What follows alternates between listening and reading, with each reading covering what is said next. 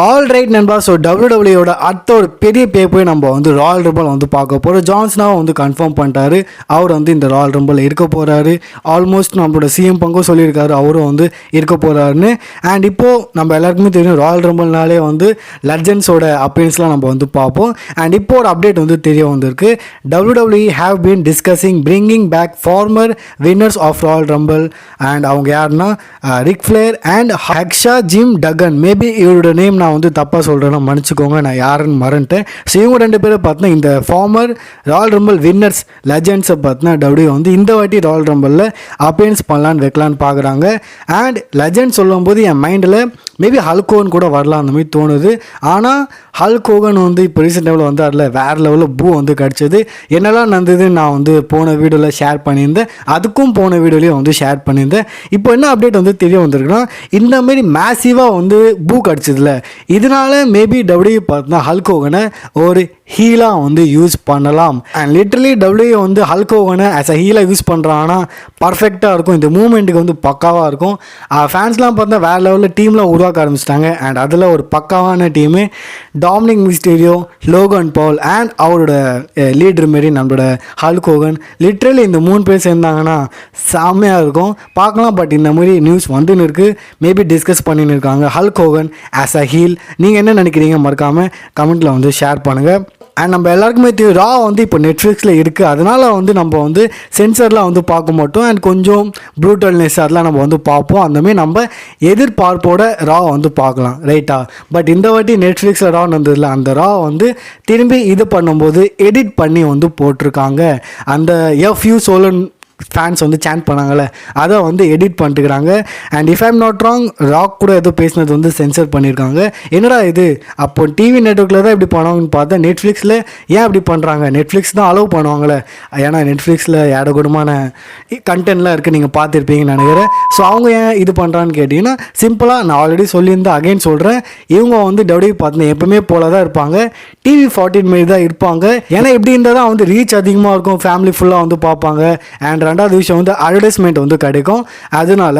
And ரெண்டாவது விஷயம் நான் ஆல்ரெடி சொல்லியிருந்தேன், மேபி டபிள்யூ வந்து அந்த மாதிரி விஷயம்லாம் தேவை, சென்சர் பண்ணக்கூடாது, இல்லை பிளட்டு வேணும்னா அதோட லெவலை வந்து ஏற்ற முடியும் நெட்ஃப்ளிக்ஸ் இதில், ஏன்னா அவங்க வந்து அலோவ் பண்ணுவாங்க.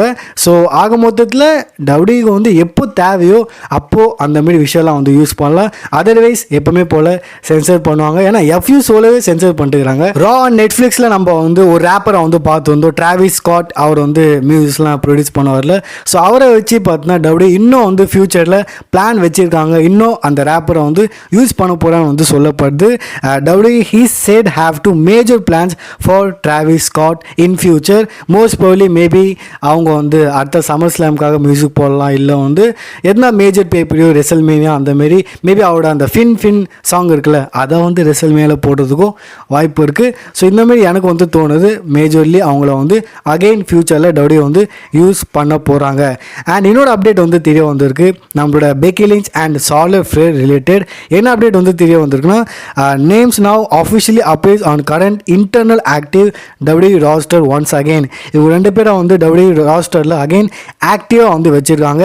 அண்ட் நான் இதுக்கு முன்னாடியே வந்து சொல்லியிருந்தேன், யார் நம்மளோட யார் பெக்கி லிஞ்ச் அவங்க ரிலேட்டட் அப்டேட்டில் நம்ம வந்து பார்த்துருந்தோம், கான்ட்ராக்ட் வந்து சைன் பண்ணியிருக்காங்க சம்திங்.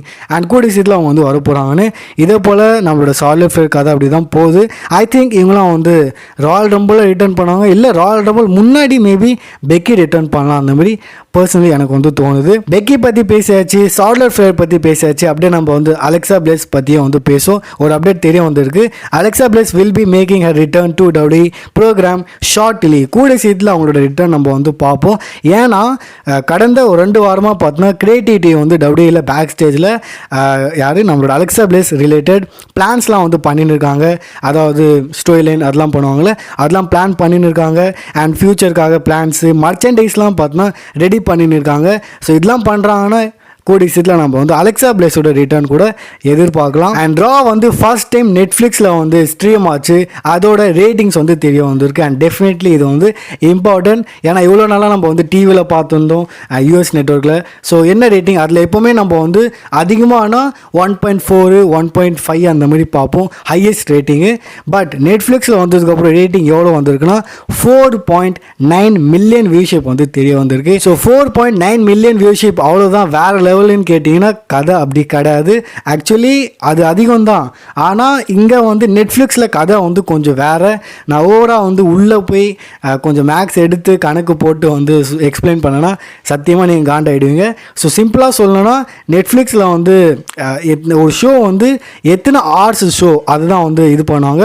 அண்ட் டிவைட் பை 2 அந்த மாதிரி சம்திங் பண்ணுவாங்க நெட்ஃப்ளிக்ஸ். ஃபார் எக்ஸாம்பிள் வேறு எதுனா ஷோ வந்து ஒரு 3 hours ஷோவாக இருக்குது அண்ட் அதோட வாட்ச் டைம் எவ்வளோ அதை வந்து டிவைட் பண்ணுவாங்க. அதேமாரி இப்போது எவ்வளோ இது வந்து ஒரு 3 hours இல்லை 2.5 hours வந்து இது நடக்குதுன்னு வச்சுக்கோங்களேன், அதோட டைம் இருக்குல்ல வாட்ச் டைம் அதை தான் வந்து கால்குலேட் பண்ணி எந்த ஹார்ஸில் எத்தனை பேர் எவ்வளோ பார்க்குறாங்க. ஸோ இது வந்து கொஞ்சம் டிஃபிகல்ட் தான். இதை நான் வந்து மேபி வேறு எந்த வீடியோவில் எக்ஸ்பிளைன் பண்ணுறேன், ஏன்னா லிட்டரலி கன்ஃபியூஸ் ஆகிடுவீங்க. இது மட்டும் இல்லாமல் நான் ஆல்ரெடி சொல்லியிருந்தேன், இப்போது நெட்ஃப்ளிக்ஸில் ரா வந்து வெறும் சில கண்ட்ரியில் தான், யூஎஸ்ஏல கனடாவில் யூகேல இந்த மாதிரி கண்ட்ரியில் தான் வந்து ரா வந்து வெறும் நெட்ஃப்ளிக்ஸில் வருது. அவங்களுக்குலாம் டிவியில் இல்லை நம்ம எங்கே பார்க்குறோம்ல சோனி நெட்வொர்க்கில் அந்த மாதிரிலாம் கிடையாது. சில கண்ட்ரிலலாம் இன்னும் வந்து டபிள்யூ பார்த்தோன்னா இந்த கான்ட்ராக்டில் இருக்காங்க. பெரிய எக்ஸாம்பிள் நம்ம தான். நம்ம நெட்ஃப்ளிக்ஸ் சப்ஸ்கிரைப் பண்ணிலாம் பார்க்க தேவையில்ல, நம்ம சோனி பிக்சர்லேயே வந்து இப்போ பார்த்துன்னு இருக்கோம். அதேமாரி இன்னும் பல கண்ட்ரியில் டபிள்யூயோட கான்ட்ராக்ட் வந்து இருக்குது. எப்போ முடியுதோ அதுக்கப்புறம் அவங்க அங்கே அந்த கண்ட்ரிலையும் வந்து நெட்ஃப்ளிக்ஸில் வந்து ஸ்விட்ச் பண்ணிவிடுவாங்க. ஒரு வேளை நீங்கள் வந்து பரபரப்பில் வந்து நெட்ஃப்ளிக்ஸை வந்து சப்ஸ்கிரைப் பண்ணிட்டீங்க, காசு கட்டிட்டீங்கன்னா காசு போச்சு அந்த மாதிரி நினச்சிடாதீங்க.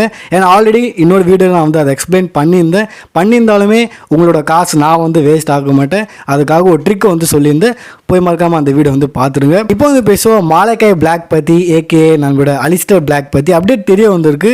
ஸோ ஏடபிள்யூட சில பேர் வந்து பேசியிருக்காங்க மாலக்காய் பிளாக் கிட்ட.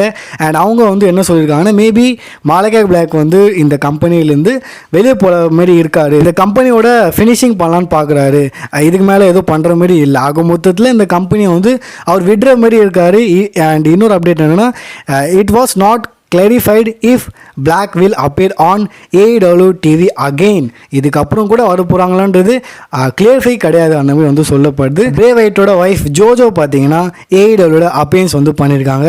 எஸ், அவங்க வந்து ஒரு டேப்பிங்கில் ஸ்பாட் இருக்காங்க, ஒரு அனௌன்சராக இருக்காங்கன்னு நினைக்கிறேன், கையில் மைக்கு அந்த மாதிரி நான் கூட ஃபோட்டோலாம் பார்த்துருந்தேன். ஸோ ஏஇடபிள்யூட அப்பியன்ஸ் பண்ணியிருக்காங்க. இன்ஃபேக்ட் அவங்களுக்கு வந்து என்ன ஒரு ஆஃபர் கிடச்சிருக்குன்னா, அது தவிர இன்னும் சில விஷயம்லாம் கூட பார்த்தோன்னா ஏஇடபிள்யூ கம்பெனியில் அவங்களுக்கு வந்து ஆஃபர் பண்ணுறாங்க. ஸோ பிரேவேட்க்கு அப்புறம் இந்த மாதிரிலாம் நடந்ததுக்கப்புறம் அவங்களும் வந்து கொஞ்சம் ரெஸ்ட்லாம் எடுத்து இப்போது அவங்க வந்து ஒர்க்குக்கு வந்துட்டு இருக்கிறாங்க. So congratulation and best of luck for her future. And Drew McIntyre ஒரு ட்வீட் வந்து போடுறாரு, அந்த ஹேண்ட் ஷேக்கு அண்ட் ராக்கை வந்து டேக் பண்ணியிருக்காரு. ஸோ இவங்க 2 பேர் வந்து அந்த லைவில் எதுவும் பேசினாங்களே, காதில் பார்த்து அவர் வந்து எதோ சொன்னார் ட்ரூ மேகட்டர். அண்ட் நான் வந்து உங்களுக்கு அகைன் ஞாபகப்படுத்திடுறேன் என்ன கதைன்னு.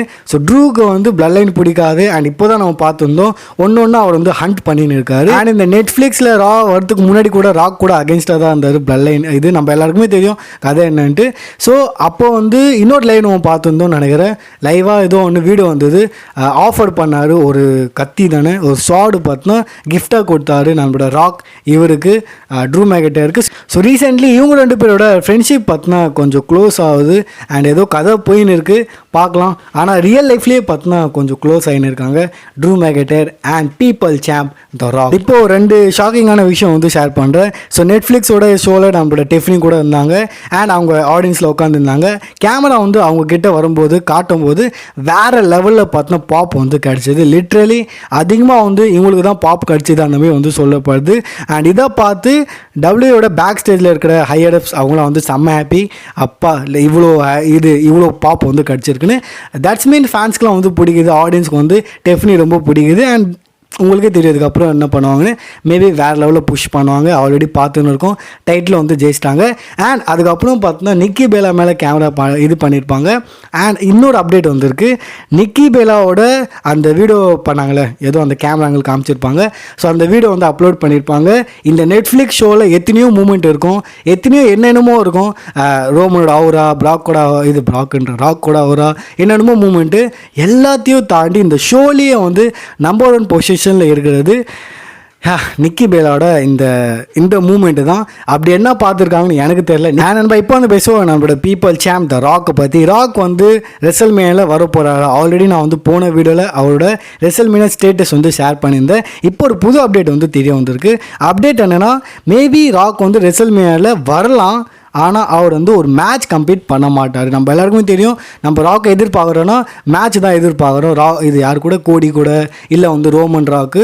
பட் இங்கே என்ன அப்டேட் வந்து தெரிய வந்திருக்குன்னா, ஸோ சுச்சுவேஷன் வந்து touch and go until final decision வந்து இந்த 3 பேர் பண்ணணும். நிக்கான்னு, ட்ரிபிள் எச், ராக், இவங்க 3 பேர் என்ன டிசிஷன் பண்ணுறாங்களோ அதுதான் நடக்க போகுது. இப்போதைக்கு இந்த நேரத்தில் அப்டேட் வந்தேன்னா, ராக் வந்து இருக்கலாம், பட் அவர் வந்து மேட்ச் கம்ப்ளீட் பண்ண மாட்டார் இந்த ரெசல்மேனியாவில். ஸோ நீங்கள் என்ன நினைக்கிறீங்க மறக்காமல் கமெண்ட்டில் வந்து ஷேர் பண்ணுங்கள். அண்ட் இப்போ வந்து பேச வரப்போ ராயல் ரம்பிள் பற்றி. இந்த ராயல் ரம்பிள் பிக்கெஸ்ட் ராயல் ரம்பிளாக இருக்க போது பர்சனலி எனக்கு ஃபீல் ஆகுது. ஏன்னா பெரிய பெரிய சூப்பர் ஸ்டார்ஸ்லாம் பார்த்தோன்னா இதில் என்டர் ஆக போகிறாங்க. செத்து ஃப்ரீயாக இருப்பார், சிஎம் பங்க் கன்ஃபார்ம் பண்ணிட்டாரு, ஜான்சனா கன்ஃபார்மு, அண்ட் ரோமன் அவரும் வந்து மேபி இதில் என்டர் ஆக போகிறாரு. ஏன் எதுக்குன்றது நான் அப்புறம் வேறு வீடியோ ஷேர் பண்ணுறேன். தென் நம்மளோட ராக்கு பாசிபிலிட்டி இருக்குது. எப்போவுமே எல்லா ராயல் ரம்பிளையும் சொல்லுவோம், அப்போ இந்த ராயல் ரம்பிள் எப்படி அவர் இதுலேயும் இருக்கிறதுக்கு வாய்ப்பு இருக்குது. ஸோ இந்த மாதிரி இவங்க 4 பேர் இருக்காங்க. அண்ட் இப்போது ஒரு அப்டேட் கூட தெரிய வந்திருக்கு. அப்டேட்டுன்னு சொல்லக்கூடாது, பெட்டிங் ஆட்ஸ் தெரிய வந்திருக்கு. ஸோ யார் வந்து ராயல் ரம்பிள் ஜெயிக்கலாம், பாசிபிலிட்டி யாருக்கு அதிகமாக இருக்குது. ஸோ நம்பர் 1ல் பார்த்தோன்னா ஃபேவராக இருக்காது நம்மளோட சினிசன் லீடர் ஜான்சனா. ஸோ இந்த ராயல் ரம்பிள் அவர் வந்து ஜெயிக்கலாம். செகண்டில் வந்து சிஎம் பங்க் இருக்கார். ஸோ 2வது அவர் வந்து ஜெயிக்கிறதுக்கு வாய்ப்பு அதிகமாக இருக்குது. அண்ட் 3வதுல இருக்கிறது நம்மளோட பீப்பிள் சாம்ப் த ராக். 4வதுல வந்து ஓடிசி ரோமன் ரிங்ஸ். அண்ட் கடைசி நேம் வந்து சேத் ஃப்ரேக்கின் ராலன்ஸ். இவரும் வந்து இந்த ராயல் ரம்பிள் ஜெயிக்கிறதுக்கு வாய்ப்பு இருக்குது. ஸோ இந்த 5 பேரில் யார் ஜெயிக்கிறதுக்கு வாய்ப்பு இருக்குது மறக்காமல் நீங்கள் கமெண்ட்டில் வந்து ஷேர் பண்ணுங்கள். அண்ட் நாளைக்கு ஸ்மாக் டவுன் நடக்க போகுது. அண்ட் இது நான் சிம்பிளாக சொல்லிடுறேன். இதுக்கு முன்னாடி வந்து சோலோ சொல்லியிருந்தார், யார்கிட்ட டாமோ டோங்க கிட்ட நினைக்கிறேன் பேக் ஸ்டேஜில். அண்ட் மல்டிபிள் டைம்ஸ் சோலோ பார்த்தோன்னா நேர்மையாக இருந்திருக்காரு. ஸோ அவர் வந்து சொல்லியிருந்தார், ரோமன் வந்து இந்த உலாஃபாலா ஜெயிச்சிட்டானா, என்கிட்ட ஜெயிச்சிட்டானா நான் வந்து எக்னாலஜ் பண்ணுவேன். அண்ட் எனக்கு வந்து ட்ராவல் சீஃப், எனக்கு மட்டும் இல்லை உனக்கும் தான், அந்த மாதிரி அவர் சொல்லியிருப்பார். ஸோ உண்மையிலே வரப்போ ஸ்மாக் டவுனில் என்ன நடக்க போகுது, சோலோ எக்னாலஜ் பண்ணுவாரா ரோமனை, அண்ட் அதை அக்செப்ட் பண்ணுவாரா? அண்ட் அப்படி பண்ணுறாருன்னா இந்த new blood line Jacob Fatu I love you solo சொல்லாமல் ஐ ஹேட் யூ சோலோன்னு மாறுமா?